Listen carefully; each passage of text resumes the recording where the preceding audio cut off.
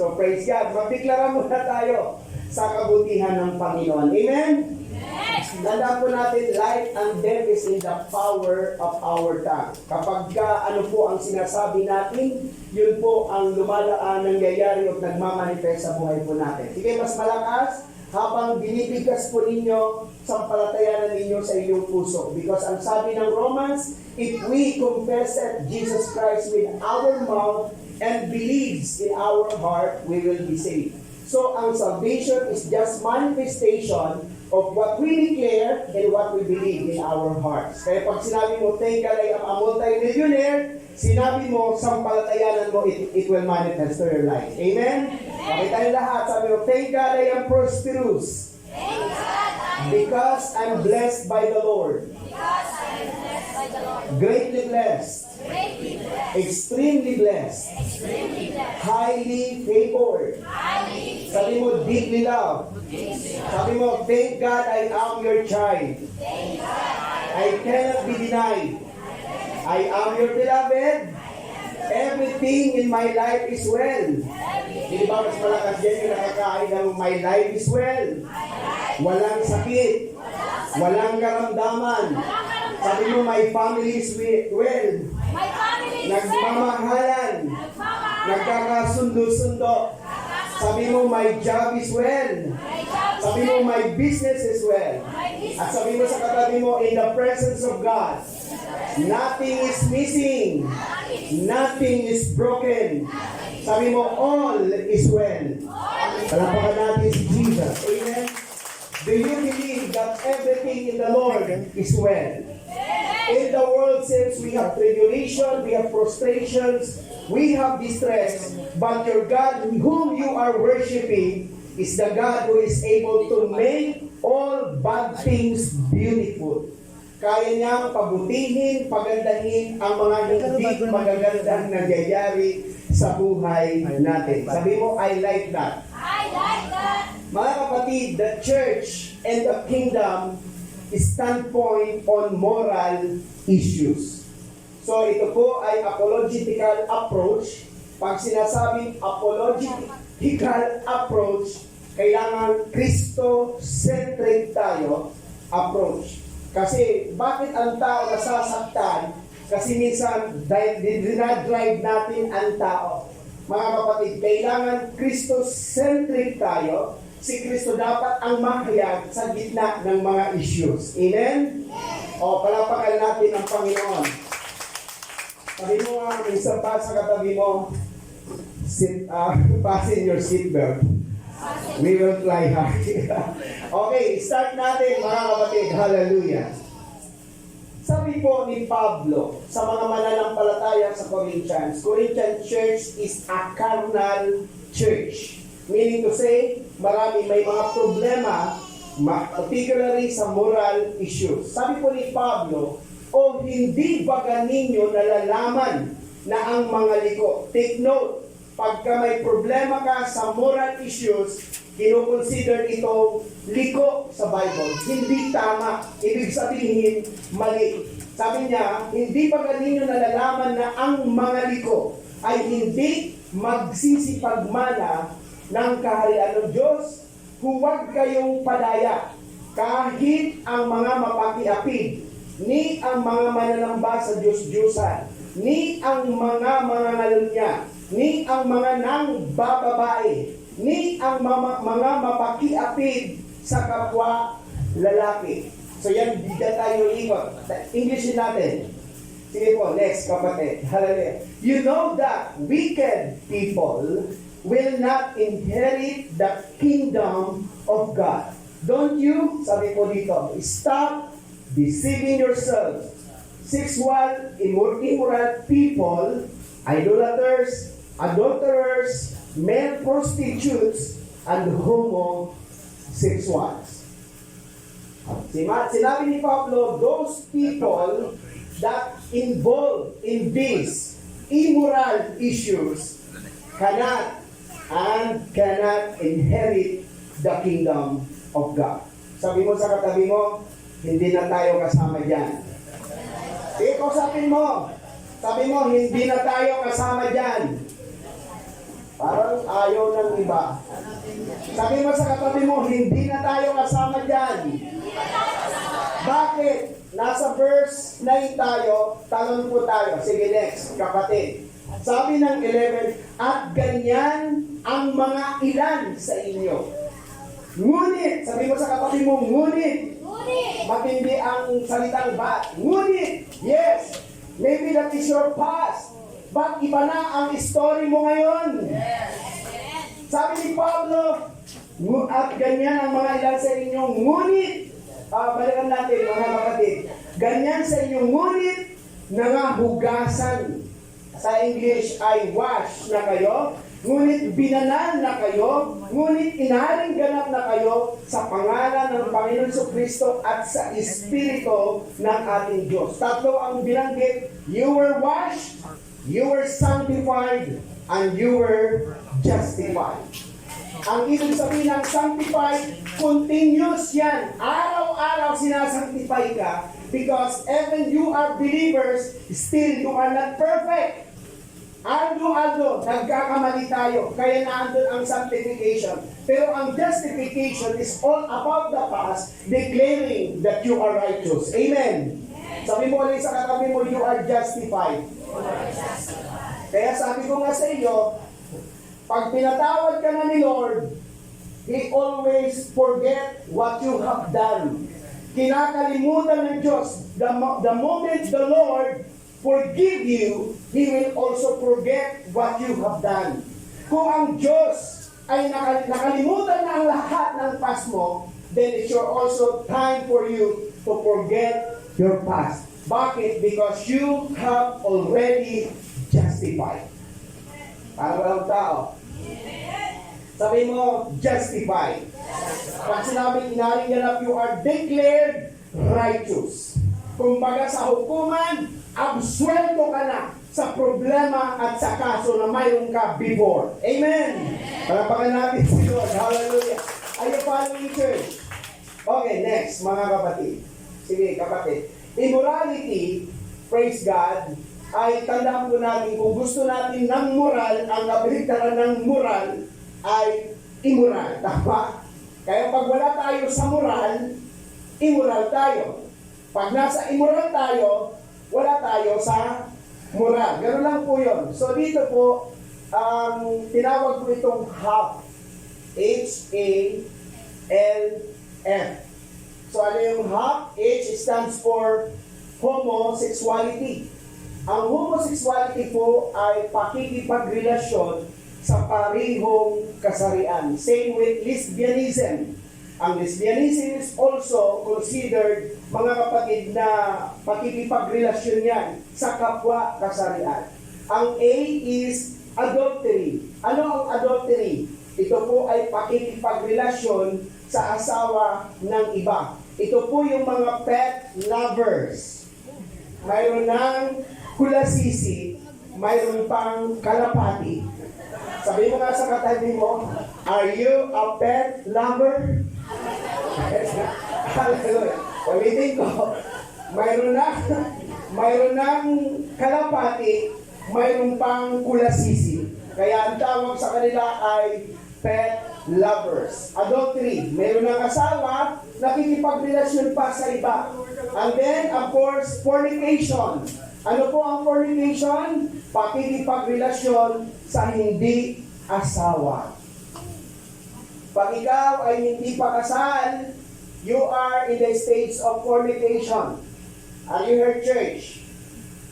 Sabi ko na nga sa inyo, tatahimik na kayo pagdating dito.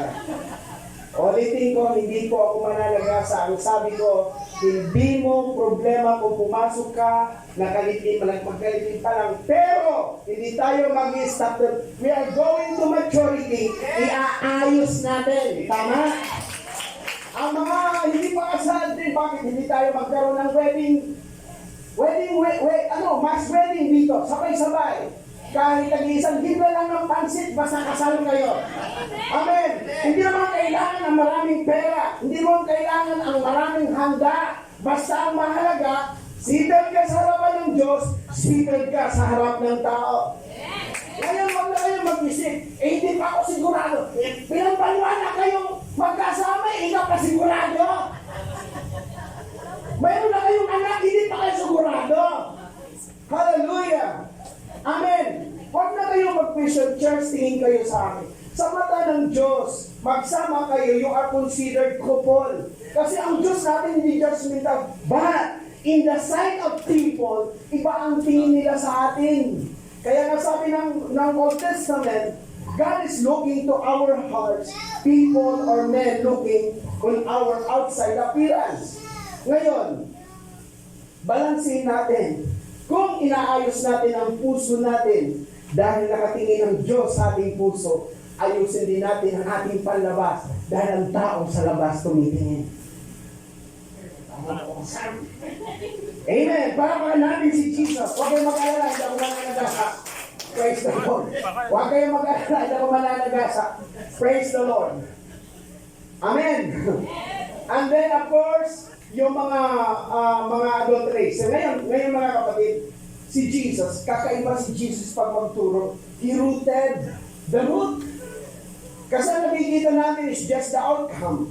Sabi ko nga, ang pagsuntok ng asawa, bunga na lang yan. Ano ba talaga? Kasi minsan madalas ako nagka-counsel. Pastor, magpapakounsel po ako kasi binubugan ko lang ang aking asawa. Anong problema? Sinuntok po ako. Hindi yan ang problema. Anong problema? Away pa. Hindi yan ang problema. Anong root? Baka mamunganan ka. Kasi minsan, ang root hindi natin na-address. So Jesus addressed directly sa root. Okay, basa tayo. So the root, it start with lustful desire. Tanda po natin. Sabi po dito, sabi ni Jesus, datapwat sinasabi ko sa inyo na ang bawat tumingin sa isang babae na taglay ang masamang hangad. Tingin kayo. Dati nagturo ang pastor. Sabi niya, narinig ko, dati nakikinig din ako may pastor din po ako. Sabi niya, pag unang tingin, hindi ka nagkakasala. Pero pag pangalawa na yung nagkakasala, kaya pag sumakay ako sa jeep dati, pag may babae, isang tingin lang, hindi na ako nilino. Kasi sabi ng pastor ko, pag umulit ako ng tingin, magkakasala na ako, maliho. Ang konteksto po niyan, para maintindihan po natin, sa mga Arab people, ang mga babae may belo, para mga Muslim. Alam niyo po yun? Ngayon, pag sinabing tumingin, pag-lislisan mo siya, doon ka na magkakasala ng pangalan niya. Kung sa ating panahon, nakapalda, itinaas mo ang palda, magkakasala. Pero, pag tingin mo lang, hindi mo magkakasala. Alam mo, nakapikit ka. Ikaw ang makikita mo. Nakikita ko ang mga babae dito. Hindi naman, ilang beses ka ba umuulit tumingin sa isang babae dito. Paulit-ulit, tama? Pero you are not sinning. Maliban kapag mayroon ka ng masamang hangad. Again, church. Sabi mo, pagnanasa. Kapag medyo, palabas sa isang mukhang iwalaan natin yan. Okay, sabi niya sa King James, lust. Sa WNT, lustful thoughts. Sa CEV, unfaithful. Kapag medyo, ay, kahit may girlfriend ako, parang type ko siya. Medyo naando lang at faithfulness thoughts, evil desire. Ay nagkakasala na ng pangangalan niya sa kanyang puso. Sa English, wala na po yan. So, tingin kayo mga kapatid. Ugat. Himayin muna natin. Alam niyo po mga kapatid, kailangan start natin sa homosexual. Ano ba ang ugat ng homosexual? Kasi tinuturo ko sa pinyel ito Ang homosexual mga kapatid, ay ito po ay yung nagkakagusto ka sa kapwa kasarian mo. Amen? At ang definition ng homosexual is not yung hindi po yung offensive lang, pati po yung namakla bagtahin. Walang puusap. Ulitin ko, kasi ang tingin ng marami, ang bakla ang makasalanan, ang namakla hindi. Sa Bible, pag sinabing homosexual, both of you are guilty of sinning homosexual. Tanungin mo nga ang katabi mo, nalawayan ka na ba?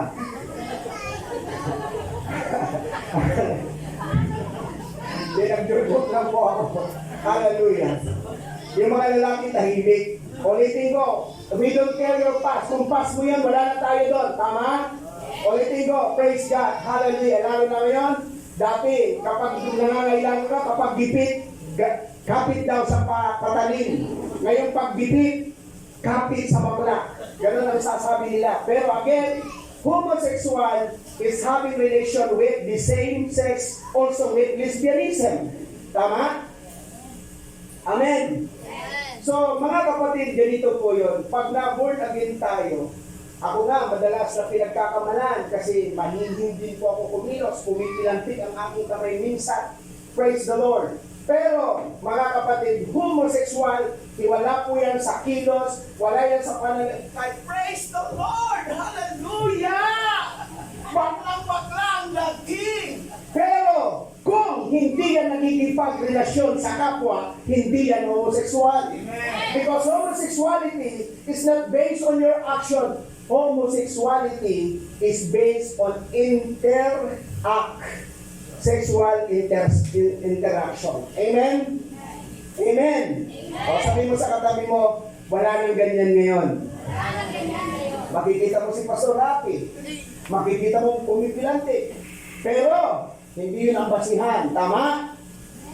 Ang daming mga pastor na mga pumipilante. Praise the Lord. Hallelujah. Brothers and sisters. Hallelujah. So again, homosexual, maliwanag yun, ang makla at bakla parehong nagkasala ng homosexual. Is that clear and loud? Okay. Pangalawa, ano yung pangalawa? Mamaya natin sa root. Pangalawa ay adultery. Ang adultery, kailan, ano ang root yan? May nagpakausel sa akin. Sabi niya, Pastor, nagpapakausel ako kasi dati ang asawa ko nang bago kami kasal, may welcome kiss, may goodbye kiss, may kiss-kiss. Ngayon, Pastor, wala na. Sabi ko, pag-i-explain niya, iba ng routine life ko, Pastor. Madaling araw pa lang, nagsasakay na po ako para pagbaw ng aking asawa. Pag nakaluto na po, magiging asawa ko, makakain sa maliligo. Pagkatapos sa alis na, tapos pag-alis siya, ang anak ko magigising. Paliliguan ko, paliligo, patutulogin ko. Pagtulog ang bata, gusto, maglalaba ako. Hindi pa ako tapos maglaba. Gising na naman ang bata, paliligo ko naman pa. Tutulogin ko. Pagtulog na ulit ang bata, maglilinis na naman. Sabi ko, sandali. Alam ko ng problema. Hindi ka nakaligo. O kaya tapos. Sa sobrang dami ng tinatrabaho sa araw-araw, hindi siya nakaligo. Sabi ko, alam ko ng problema. Hindi ka nakaligo. Sino ba nahalin na amoy palis?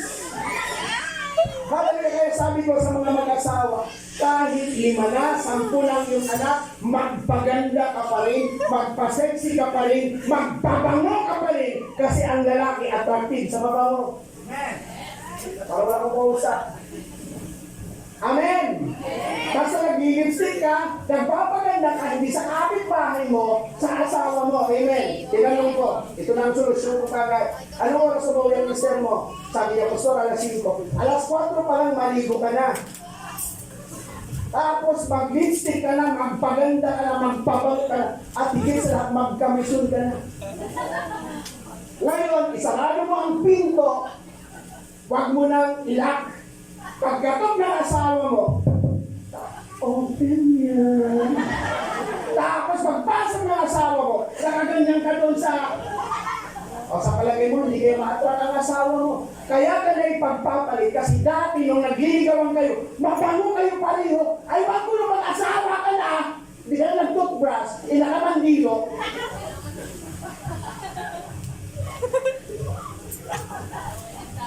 Kaya, ang nagiging dahilan ng adultery, yun! Kaya, kahit ulitin ko, hindi masama kaya sabi ko sa mag-asawa, kahit 10 lang inyong anak, mag-date pa rin kayo para lagi kayo napupul in love sa isa't isa. Amen! Hindi ko 10 lang anak lang, okay, 10 lang, hindi ka na naliligo. Ano pa ini-expect mo, halikan ka pa, tapos yun ang mga tartar mo ang kapal, no way!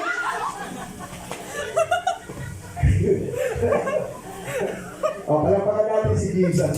Kaya sinasabi ko, hindi kayo masasaktan dito kasi ayaw magpatama. Praise the Lord.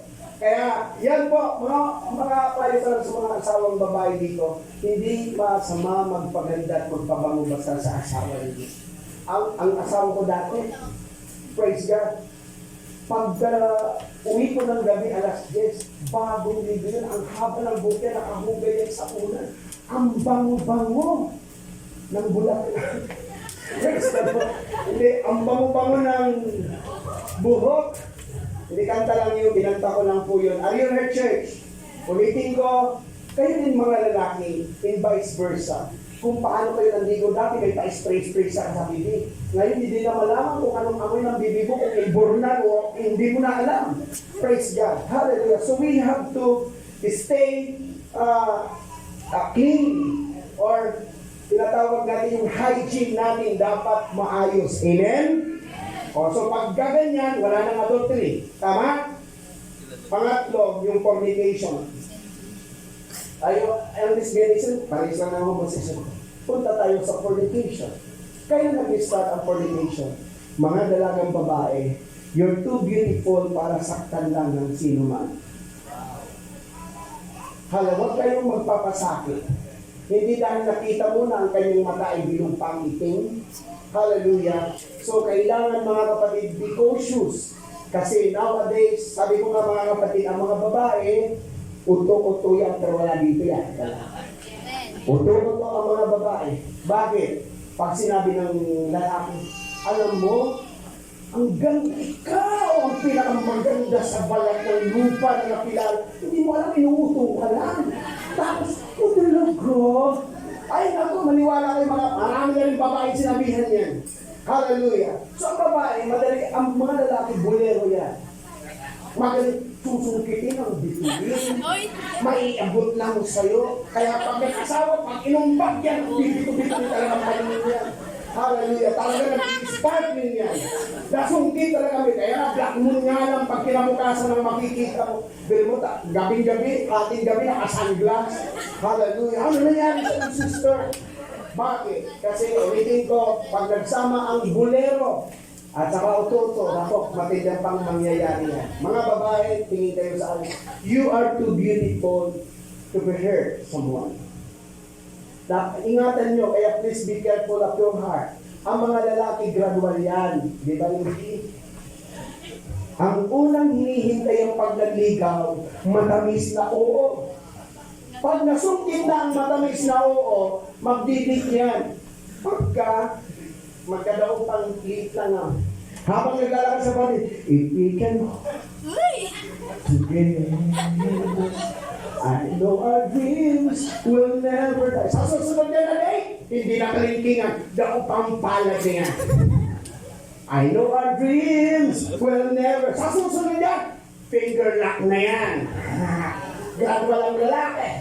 Magdidid yan, naka-finger lock. Sa susunod, kapit bisig na yan, hindi na kamay. Nakakabaktis na yan. Sa susunod yan, akbay na yan. Gradual ang lalaki, baka hindi nyo alam. Pag nag-akbay yan, nakakadaan pang pusa. Pero pagdating ng panahon, dito ka nga! Ang babae nakaganyan na habang nakasakal na! Hallelujah! Pagkatapos yan, ibababa ang kanyang kamay mula sa balikat hanggang baywang. Sasabihin ng lalaki, ay, ang lambot! Sasabihin ng mga, huwag dyan, hindi ako dyan. Wow naman, yan na yan. Pagkatapos yan, di ba ihahatid sa bahay? Bago magbukas ang gate, sasabihin ng lalaki, wala ba diyang kiss? O ngayon, conservative pa sa una. Una niyang flying kiss. Ano yung flying kiss? Lumilipad, may pakpak yung kiss. Hallelujah. Sa sunod natin yan, hindi na flying kiss. Anong tawag yan? Smack kiss. Ano yung smack? Itatawag dalawang labi.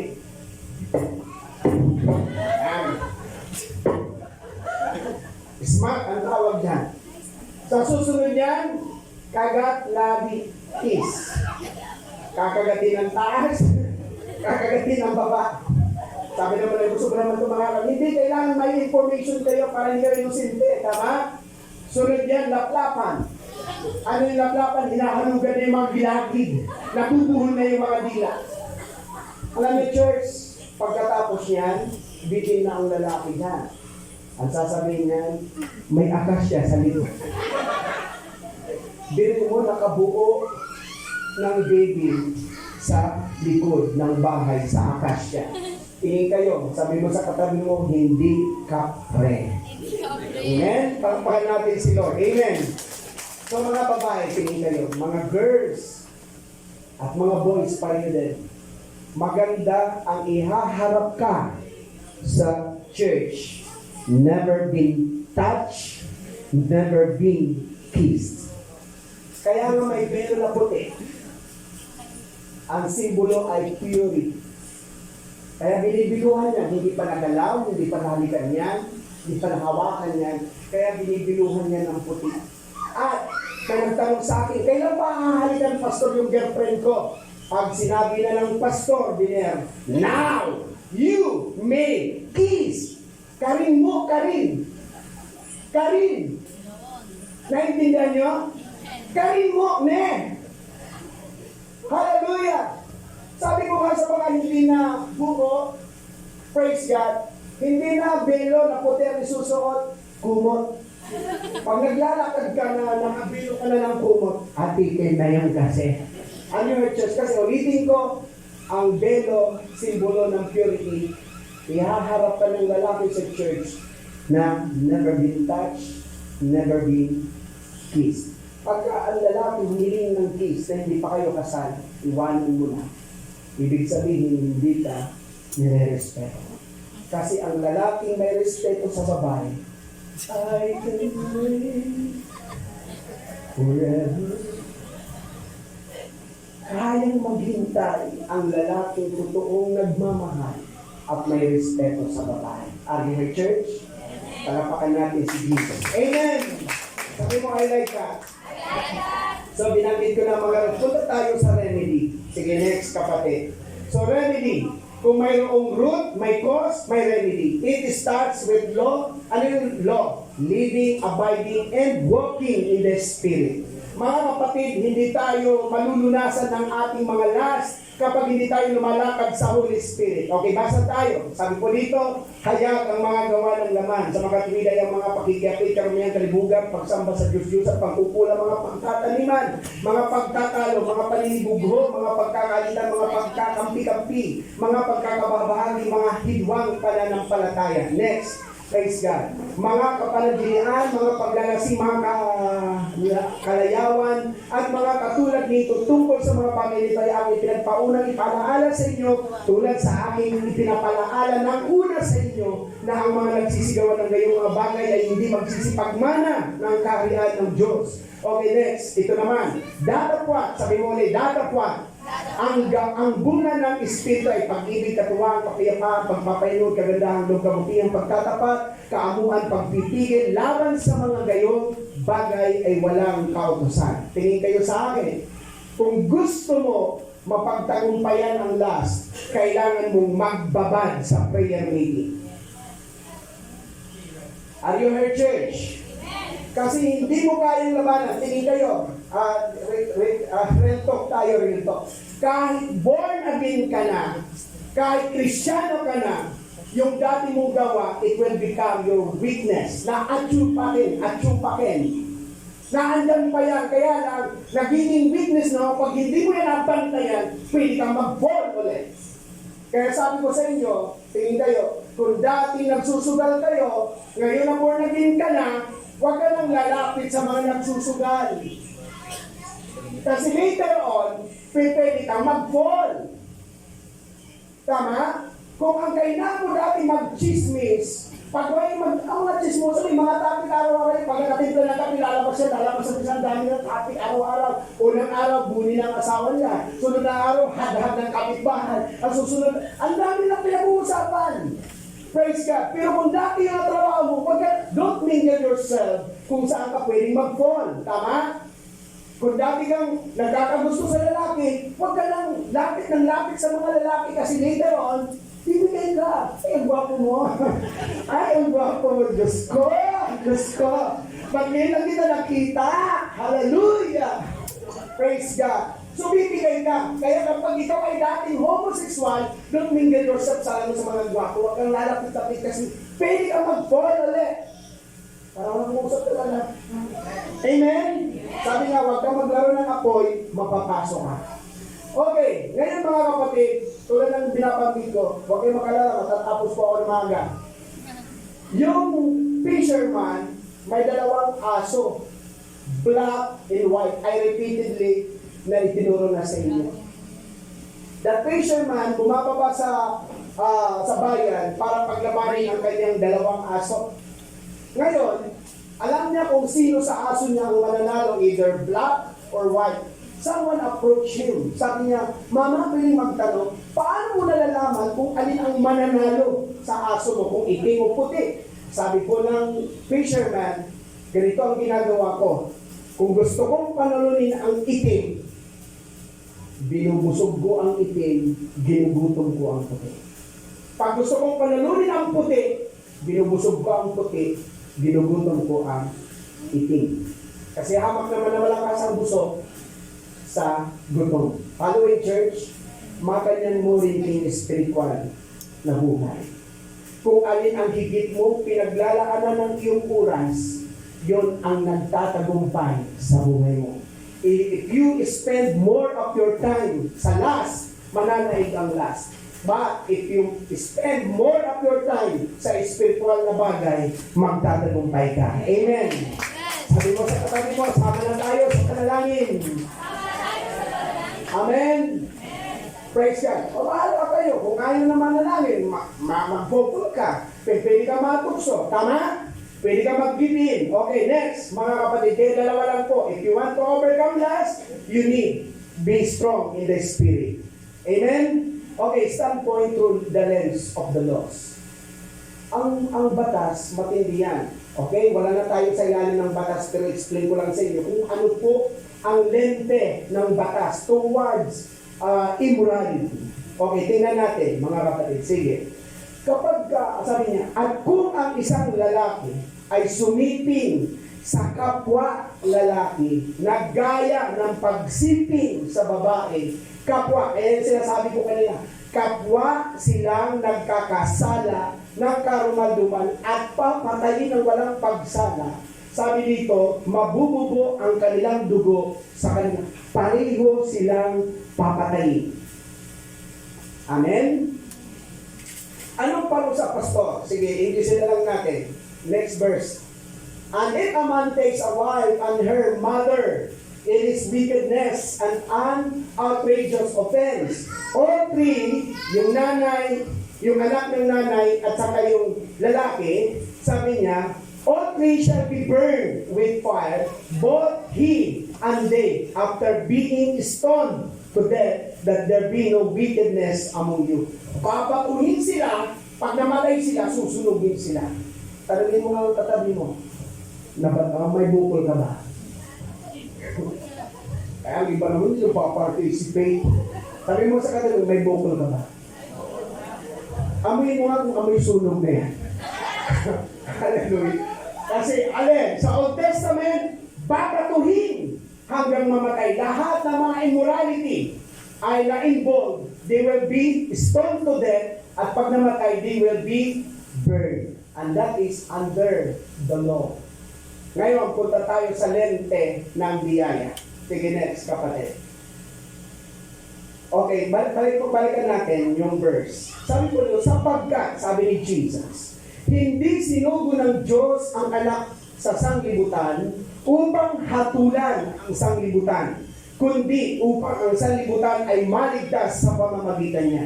Maliwanag that Jesus came not to judge, not to condemn. Jesus came to save the sinners. Are you following, church? Kaya kay Jesus, huwag kayong ma-open. Si Lord hindi ka i-judge. Kaya may pinunta kami na church sa ating church sa Candaba, sa Christ Ambassador. Makikita mo na, come as you are. Hindi mo kailangan magbago muna bago ka pumasok sa church. Hindi mo kailangan muna, ano pa man, magpakatino bago ka pumasok sa church. Pag pumasok ka sa church, dito ka magiging mabuti. Amen. Kasi ang iba, ayaw mo na pumasok kasi Welcome ka dito. Everybody is welcome. Amen. Hindi para magtayo ng federasyon. Everybody is welcome. Magtatay tayo. Hindi po. Wala kayo tatay ng federasyon. Kundi, mga kapatid, everybody is welcome. Amen. Kasi si Jesus, pumunta sa sanlibutan para iligtas ang sanlibutan, hindi para pumato. Narinig ko sa ating Bishop Biner. As He is, so are we in this world. And if Jesus do not condemn the sinners, you, acting like Jesus, must not also condemn the sinners. Para lang usap ulit. Hagpapan natin si Jesus. Kasi kung ano si Jesus, ganun tayo, tama? If Jesus do not condemn the world, then also do not condemn the world. Kasi di ba pag nakatingin sila sa iba, ang bakla makasalanan, hindi sa Bible walang vinyal, walang mortal. Ang pagsisinungaling, katumbas ng pamamakla sa Bible, katumbas ng pagpatay ng tao sa Bible. Wala pong vinyal, walang mas mataas. Sin is sin in the Lord. Kaya sabi ng Bible, don't judge one another. Kasi pag ginudge mo rin sa bakit? May problema, hindi ka lang homosexual, pero sinungaling ka. Hindi ka lang babae, pero manluloko ka. Ano yung pastor? Hindi na babae, hindi manluloko. Mayroon. Ano yung church? Sa mata ng Diyos, sin is sin. Equal ang tingin ng Lord sa kasalanan. Ang mangkukulang at mamamatay tao, pantay sa mata ng Diyos. Kaya mga kapatid, ulitin ko, wala tayong karapatan na mas makasalanan siya. Yung holier than thou, wag po ninyong itanin sa isipan na mas banal ka kaysa kanya, mas mabait ka kaysa kanya, mas mabuti ka. No, mga kapatid, kaya ka naging mabuti dahil natagpuan mo si Jesus. Amen. Kasi the one who he is doing good in us is Jesus. Sabi na, He who began a good works in you, ang Diyos ang nagsimula, sabi ng Philippians. Kaya ka naging mabait dahil may Diyos ka. Kaya ka naging mabuti, may Diyos ka. Pero when it comes to sinning, all of us are equal. Kaya lang pwede mas makasalanan niyo si Pastor Lito kaysa hindi po, pari-pariho tayo sa mata ng Diyos. Ang kagandahan nga ng mga kapatid na sumpungan natin si Jesus at nang masumpungan natin si Jesus, yun ang naging turning point natin. Kaya nagbabago tayo. Tingnan mo ang katabi mo, hindi na yung katulad dati. Pumalagpak po ang bawat isa. Amen. Dagdag pa ho natin. Sige, next kapatid. Sa English, for God did not send the Son into the world in order to judge, to reject, to condemn, to pass sentence on the world, but the world might find salvation and be made safe and sound through Him. Isa-isahin natin si Jesus. Sige, next. Natandaan nyo ang babaeng nasa well. Jesus didn't confronted her. Hindi siya kinumpronta ni Lord. Ang istorya kasi niyan, nauuhaw si Jesus. Hindi ko lang kasi ang haba niyan. Nauuhaw si Jesus, humingi ng tubig. Kaya sabi ni Jesus, puntahan mo ang iyong asawa. Sabi ng babae, wala po akong asawa. O sige, basa tayo, tingnan po natin. Sabi niya, sapagkat nagkaroon ka ng 5 asawa, matindi yan. Kung ikaw ang babae, may kapitbahay ka ng naging 5 na ang asawa, tingnan ko lang, hindi yan titigilan ng chismis. 5 na ang asawa! Hindi ba ako ngayon may pang-anim? May nabasa ako sa Bible, sabi niya, Lord, nagkaroon daw ng 7 asawa. Sa langit, sino? Sabi ko, ati ng 7 Kenny, bisa kaya in langit. Hindi pa makakontento, may 7 lang asawa sa lupa, gusto pa may asawa pa sa langit. Okay, mga kapatid, sabi ni Jesus, sapagkat nagkaroon ka ng 5 asawa at ang nasa iyo ngayon ay hindi mo asawa. Dito yung sinasabi. Ngayon ang tanong, pinundin ba si Jesus? Hindi. Hindi sinabi, kasalanan yan! Magpakasal kayo! Mag-indikal kayo! Walang sinabi si Jesus because the moment she encountered Jesus, nagbago ang lahat sa kanyang buhay. Amen? Palapalan natin si Jesus. Amen. And then, tingnan sa English natin, mga kapatid. Maganda sa English. Sabi niya, for you have 5 husbands, legal, and the man you are now living with is not your husband. Ibig sabihin, kalibin. Pero again, hindi sila kinumpronta ni Jesus. Hindi siya. Ganon si Jesus. Sapat na ang makapiling kita, makasama kita. And that relationship between me will change your life forever. Amen? Amen? Okay, pangalawa, tingnan pa natin yung story sa babae. Sige, next, kapatid. Hallelujah. Next po. Okay, next, kapatid pa. Yan. Tandaan nyo yung hinuhugasan ng paa ni Jesus ng kanyang lunga. Prostitute po yan. Ibig sabihin ng prostitute, immoral. Immoral yan. Jesus didn't castigated or judge. Hindi siya ginudge. Actually, yung mga tao doon, sabi niya, kung si Jesus banal, bakit hinahayaan niya ang babae na yan? Anong sabi ni Jesus nung kay Simon, yung Pharisees na religious leader? Sabi niya, pumasok ako, hindi mo pinunasan ang aking buhok ng langis. Pumasok ako, hindi mo nagasan ang aking paa. Samantala, ang babae ito, mula sa pagpasok, hinuhugasan niya ang aking paa ng kanyang luha. Pati ang alabaster jar na worth ng isang taon na sweldo, binasag niya para kay Jesus. Para walang pausa. Pero, hindi siya ginagsiyo.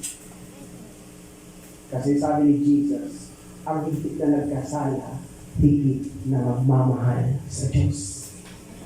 Hallelujah. Amen! Okay, basa tayo. Pinanyatan natin. Yung isang verse lang. At sinabi niya sa babae, ipinatatawad ang iyong mga kasalanan. In English, sabi niya, sige next kapatid, then Jesus said to her, your sins have been forgiven. Again, pag nagpatawad sila, he forget. Wala na siyang natatandaan na ginawa din ng babae. Wala na siyang natandaan na ginawa ng prostitute. Ang natandaan niya yung ginagawa ngayon ng babae kay Jesus. Hallelujah. Kaya don't care about your past because the moment you are forgiven, the Lord will automatically forget it. Kaya kalimutan mo na rin, iba ka na ngayon. Past is past. Amen. Mga asawang babae, pakiusap po sa inyo. Kasi si Lord nakakalimot. Yung asawa nyo, pinatawad nyo na ng mga ilang taon. Kalimutan mo na rin yung nagawa niya. Huwag mo na kalungkot pag nag-aaway kayo. Please. Kasi kung nag-aaway muli yung mga nakakang taon, 2 taon, 3, isa-isahin niya. Kasi ang babae, hindi kaya makalimot, kaya magpatawad. Pero minsan hindi nakakalimot. Sabi ko kaya, ano kaya dapat daw eh? Ikaw po kaya para makalimutan yung mga past ng kanyang asawa. Kasi hindi magiging healthy ang relationship nyo kung hindi mo kalilimutan ang past na nagawa ng asawa mo. Tuwing makikita mo siya, andiyan ka lang, babayo ka. Nakaraan yun eh. Ikaw na lang maganda sa kanya ngayon eh. Amen. Ikaw na nga lang ang babae na ngayon eh. Talapain natin si Lord. Amen. Talapain natin si Jesus. Amen. Passion. Learn to forget, not only to forgive. Amen? Naintindihan niyo ba? Pangatlong babae. Yung natandaan niyo po yung nahuli sa adultery. Akto. Ibig sabihin, nakapatong pa yung lalaki, akto silang nahuli. O anong sinabi ni Jesus? Jesus didn't condemn. Sinabi sa kanya, wala sino mang Panginoon, sinabi ni Jesus, ako man ay hindi rin hahatol sa iyo. Kaya lang, tingin, hindi sila nagtotolerate ng kasalanan. Sabi niya, pumayo ka ng iyong lakan, mula ngayon huwag ka na magkasala. Sa English, next, praise God. Sabi niya, she answered, no one, Lord. And Jesus said, sabi niya, I do not condemn you either. Go on your way, and from now on, sin no more. Hindi pa ako nagtuturo na okay na magpatuloy. What I am saying is, everybody's welcome. The moment they encounter the Lord, their lives will never be the same again. Amen. Si Lord ang magbabago sa kanila. Amen?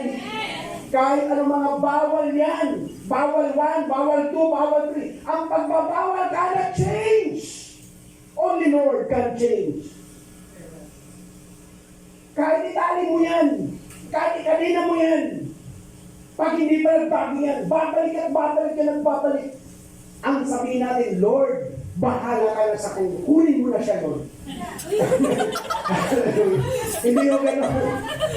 Kasi tingin kayo, kung kailan maraming bawal, doon maraming nalalabag.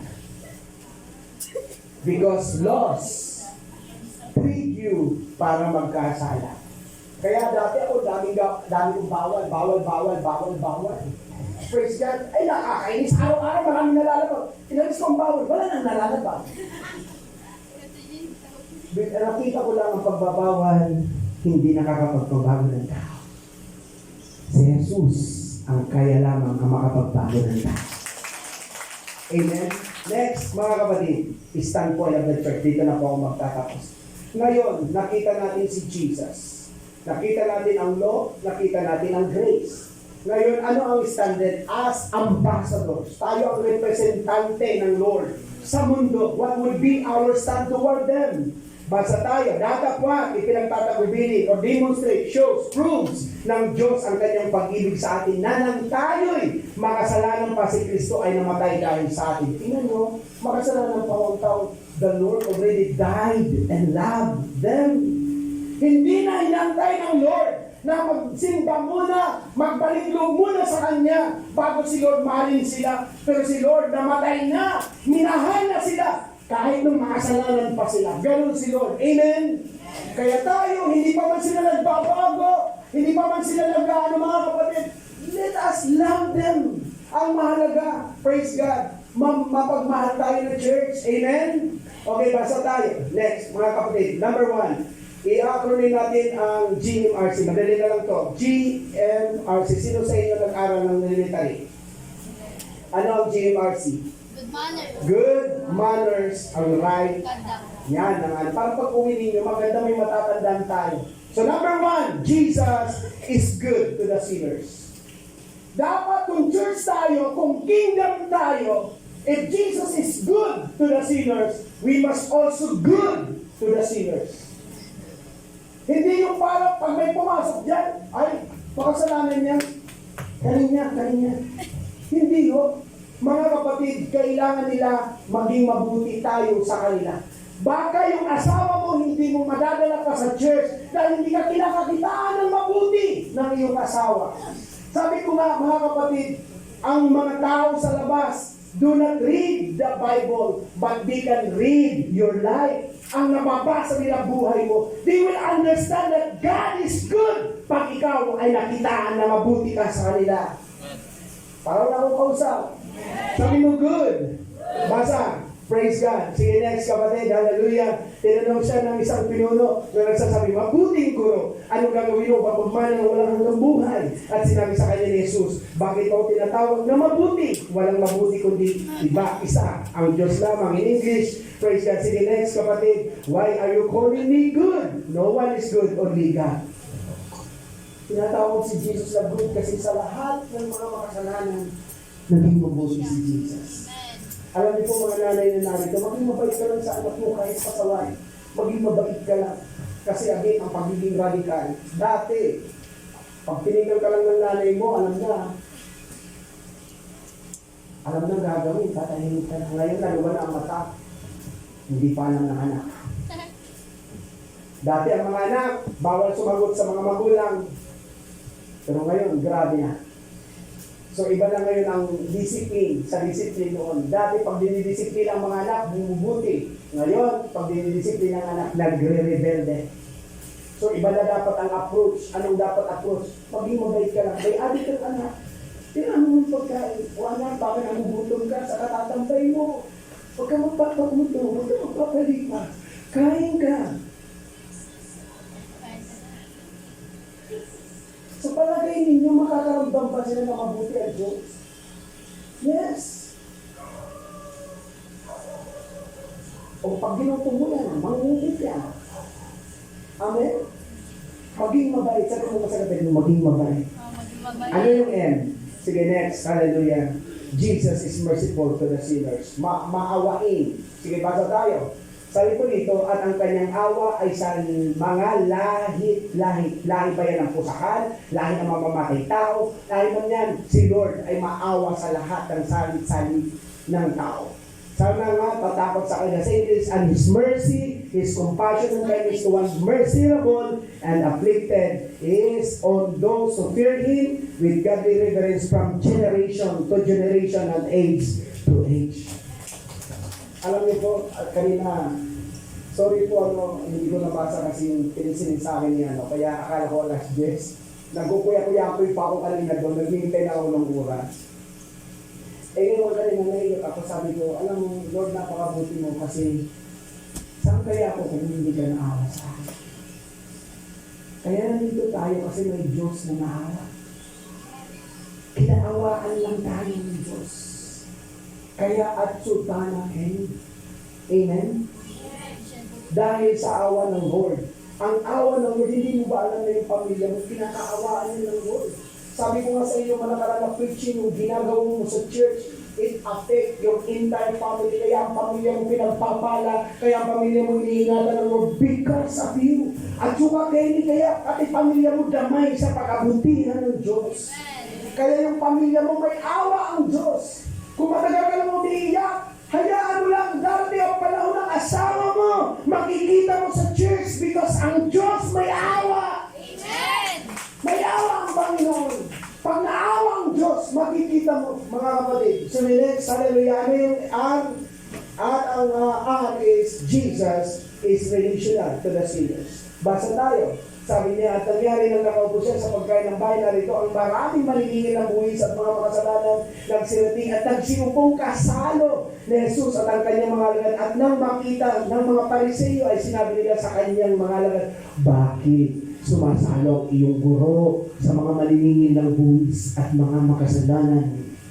Sabi niya rito, datapwat nang ito'y marinig niya ay kanyang sinabi, ang mga walang sakit ay hindi nangangailangan na manggagamot kundi ang mga may sakit. Datapwat magsihayo kayo at inyong pangaralan kung ano ang kahulugan nito. Habang ang ibig ko at hindi hain sapagkat hindi ako nakarito upang tumawag ng mga matuwid kundi ng mga makasalanan. So sa mga friends ninyo, pakisamahan niyo sila. Huwag ka nang makikisama. Makisama ka sa kanila as relationship. Ako po mga kapat, makikita nyo nagiinom. Manahon ako. Pero ang aking iniinom, sobrang sila alak. Kasi naramdaman nila na hindi sila isolated. Huwag mong ilayo, ibitas ang sarili mo. They need. Kaya nga, paborito ko na narinig na kanta ng Christian. People need the Lord. Sino ang aabot sa kanila kung ayaw mo? Sino ang magkikipagrelasyon sa kanila kung hindi ikaw? Mga kapatid, tayo ang ambassador ni Lord. Amen?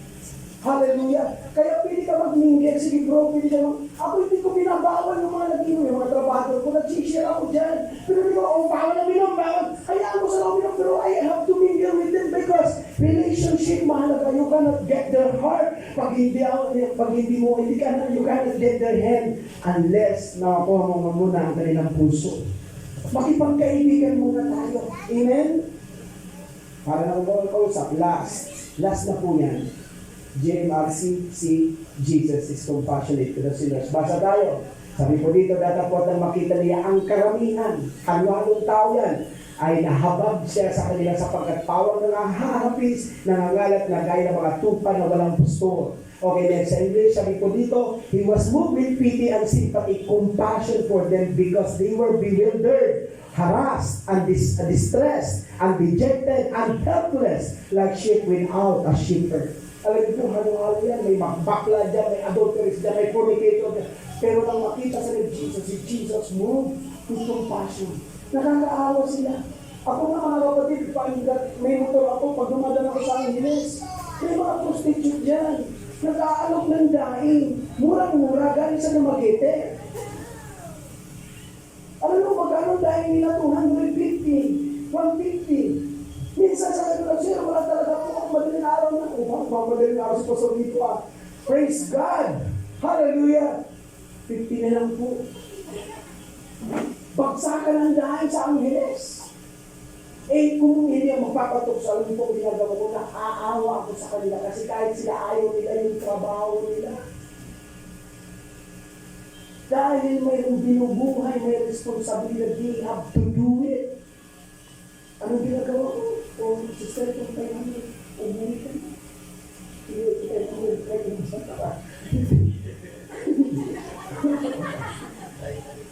Bigyan mo sila. Magkaroon ka ng puso. Kasi yung mga makasalanan, mga haras yan, mga hitless yan, mga ano yan, mga kapatid, distress na yan, pagod na rin yan sila. Kailangan tayo. People need the Lord. Amen? At dito po, mga kapatid, sa aking pagtatapos, sige po, ano yung JMRC? Jesus is good, merciful, relational, and compassionate. Yan ang dapat natin gawin. Last verse, mga kapatid. Dapat ang LGBT na ang acronym. Loving, good, blessing, fruitful, quality friend. Ang class is cross must be the basis of moral judgment and aid accommodating. Dapat makanyan ka. Pag nakakita ko yung kasalanan, bro, mahal ka ng Panginoon. Kaibigan mo siya. Huwag mo nang pag-usapan yung ginagawa niya. Ang pag-usapan niyo, Jesus. Amen. Because only Jesus can change them. Sige, next. Hallelujah. O hinahamag, ito na po, dito tayo magtatapos. Sabi ko ng Roma 6, kung hinahamag mo baga ang kayamanan ng kanyang kabutihan at pagtitiis at pagpapahintulot, grabe kabutihan, pagtitiis, pagpapahintulot sa ibang salita, pagpapasensya, na hindi nyo nalalaman na ang kabutihan ng Diyos ang siyang umaakay sa iyo sa pagsisisi. Sabi niya, or are you so blind as to trifle or will and presume upon the despised and underestimate the wealth of His kindness and forbearance and long-suffering patience? Are you unmindful or actually ignored of the fact that God's kindness is intended to lead you to repent? Ano bang repent? To change your mind and to inner man to accept God's will. Kita niyo ang sikreto ng Lord, hindi mo anong kabutihan niya, yung magbabago ng kaisipan ng tao para tumalikod sa Panginoon. Church, we are ambassadors. Sige po, last slide, sige. Hallelujah. Tandaan ang mga mananampalataya, ang hand and heart of God. Church, may iba, sige po, tugtugay ko yung background. Alam niyo po, I've been pastoring in the church for 36 years. Dami ko ng church na ini-start. Pag na-establish, ni-trust ko sa, nagpastor po ako sa Manila, sa Pasig, kahit saan.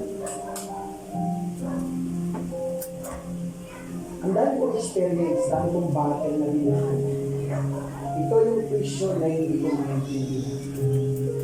Alam niyo po, si Pastor Lito ay mabait po ako pero radical po. Nag-church, may church kami asap na kasi church namin floating, we're looking ng place. Alam niyo po ba na may na-open na family? Yung family naman yun na sobrang dami niya. Members sa pamilya. I offended her, yung nanay. Ang nanay kasi nagdala sa kanila. Then, in-approach niya ako. Dahil po sa open. Sabi niya, Pastor dito, mula ngayon po, iba na po ang aming pastor. You're no longer our pastor. We have new pastor. Sakit na. Alam niyo po, ilang taon kami nagsama? 50 years. Halos pinapakain mo sa kanya. Pag may problema, marami sa akin. Hindi ko na ginagawa. Because I love her. At alam niyo po, nung magpaalam sila, ay alam ko anymore kung easy. Sabi ko, sister, sige po, kung yun ang decision ninyo, I can do nothing. Binibless ko kayo. From now on, I am not responsible to your souls.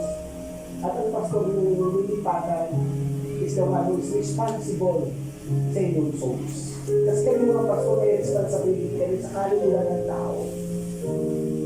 Eh ngayon mga kapatid, bago sila umalis, marami sila. Isang pamilya. Bago sila bumaba sa pintuan, sabi ko, Sister Sandali, kung sakali, sa haba ng panahon, si Pastor Lito, habang naglilingkod kay Lord, nagkakaedad. At pag nagkaedad, manghihina ang katawan, magkakasakit.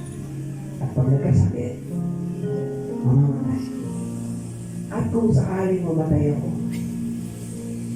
at nabalitaan niyo yung burol ko, welcome kayo na pumunta sa puno. Ngayon, sabi ko, kung itratry ko buksan ang aking puso, matatagpuan niyo pa rin ang inyong pangalan na nakaukit sa aking puso. Pwede kayo magpalit ng pastor, pero kayo hindi na namin kayo pwedeng burahin sa aking puso. Ang dami namin sakripisyo, ang dami namin ginagawa just to care the souls. How many times did I wanted to quit?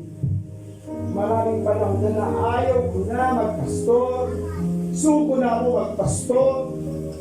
Alam niyo po, ang sinasabi ko lagi, Lord, bakit hindi ko kayang iwanan yung mga tao ko? Bakit hindi ko kayang iwanan yung mga mananampalataya na ito? Nakikita ko yung mga musik sa pabalik-balik, nagkakasal, nagkakamali, walang perfecto. Bakit hindi ko maiwan sila, Lord? Isa lang ang bilong na sa akin ni Lord, sabi niya, anak, your heart is no longer your heart. Your heart is my heart. Kaya hindi kayo namin makalimutan, mga kapatid. Hindi namin kayo kayang burahin because you're already engraved in our hearts. Because we are the ambassador of the Lord. Who He is, so are we in this world. Pasalamatan nyo yung mga pastor nyo na nagmamahal sa inyo. Hindi ko ganun kanila magpastor. May mga hamon din po kami. May mga problema din po. Pero hindi namin kayo maiwanan. Hindi namin kayo masikas. Dahil mahal namin kayo. Hindi ba tayo tumayo lahat?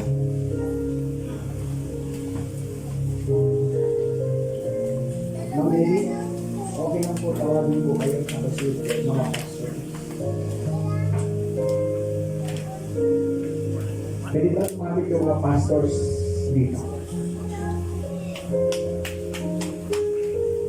Saglit lang po rin. Igarap po kayo sa mga anak ninyo.